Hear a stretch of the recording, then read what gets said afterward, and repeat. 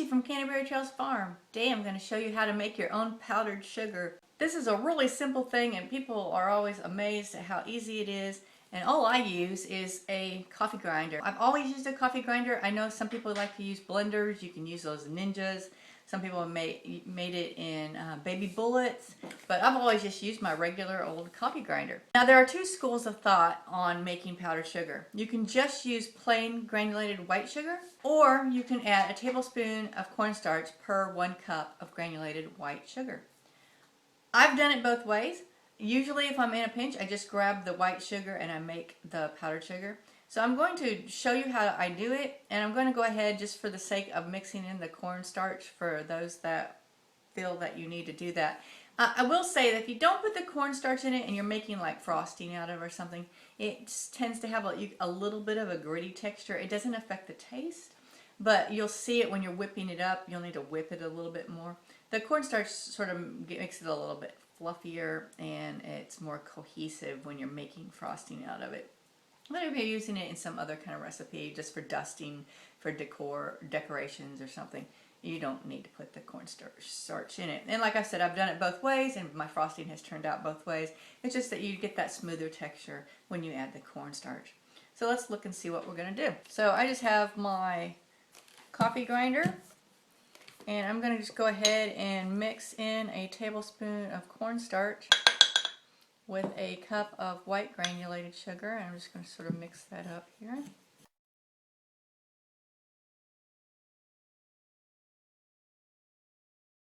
going to be using this just measuring cup to pour the powdered sugar in. So I'm going to fill up my coffee grinder about half full.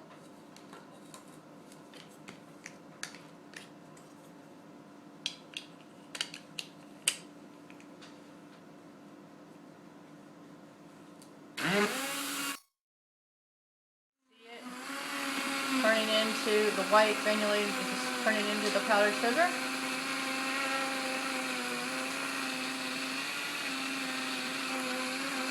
And I give it a few shakes so I make sure I get any loose granulated sugar in there falling into the blaze.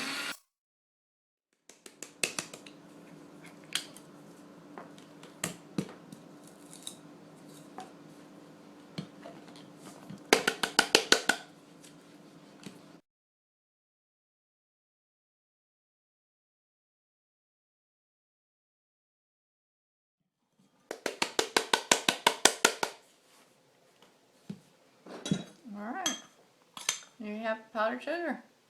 So in comparison, here is some store-bought powdered sugar in this one, and this is the one I just made. There's the homemade. Here's the store-bought.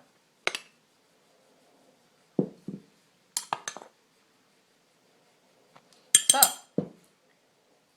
that's it. That's how you do. Super simple. If you need a whole bunch of it, use a bigger blender. But my coffee grinder, usually I only need like a cup. I happen to have a half a bag of powdered sugar that I bought at the store over the holidays because I was just in a hurry. I didn't have time to do all the little things I normally do because I was entertaining people and stuff.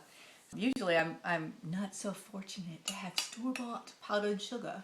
So I have to make my own, and there's absolutely no difference. And like I said, if you don't even want to put the cornstarch in there, it works just fine. So this has been Angie from Canterbury Farm, and I hope I've showed you a quick way to make powdered sugar. So next time you want to make frosting and you find you're out of powdered sugar, you don't have to run to the store. You can make your own. Thanks for joining us today. Bye.